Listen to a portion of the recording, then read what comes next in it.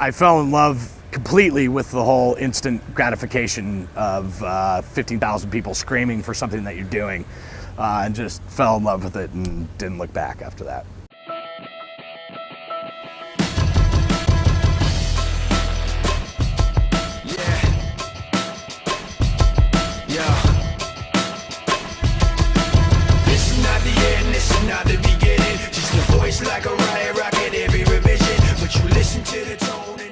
My name is Ken Pooch Van Druten. I am the front of house engineer for Linkin Park. I did a bunch of time with Kiss. I worked with System of a Down, Kid Rock. Mainly my genre happens to be in the rock area these days.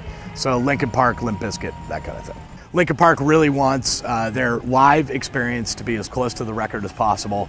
People buy the record and love the band because of the record. So people want to come to the live show, they want to experience the record, they want to feel some movement of sound. And so the band is pretty adamant about that kind of stuff. We record not only the multi-track of everything, but we also record a left and a right along with some audience mics to give to the band and to give anybody else a fast, here's what the show was from last night. And I use the Max BCL to kind of crunch that and make it into a record-y sounding thing. In fact, I joke with my systems engineer that the Max BCL is my gig keeper. Start with the mix bus, because that's the most important.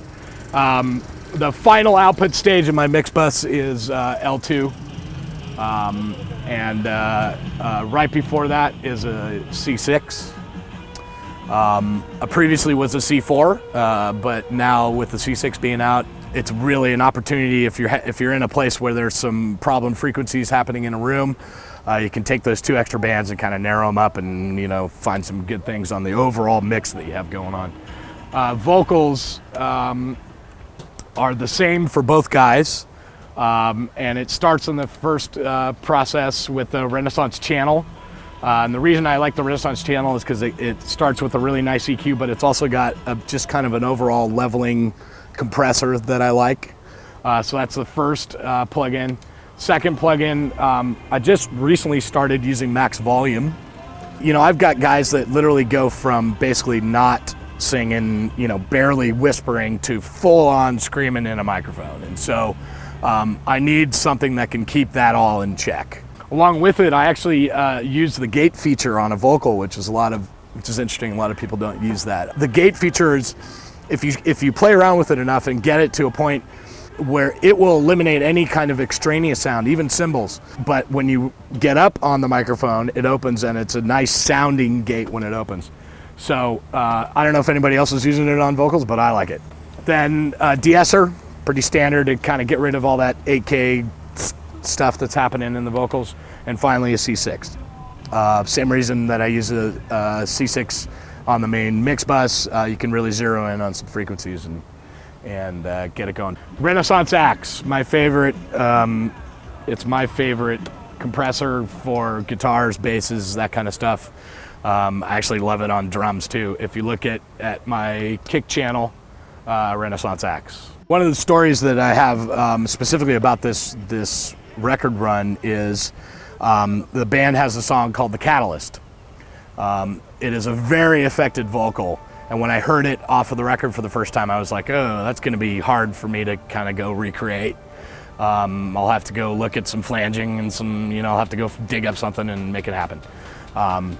So my first call was to the producer and recording engineer that did the record. I said, well, so what did you use on that? He said, oh, we used the Waves Metaflanger. And I said, that's all that's on the vocal? He said, yeah, it's the Waves Metaflanger, that's it. And I said, oh, fantastic. I said, I have the Waves Metaflanger. Can you send me the preset? And so he emailed me the preset of what they used on the record.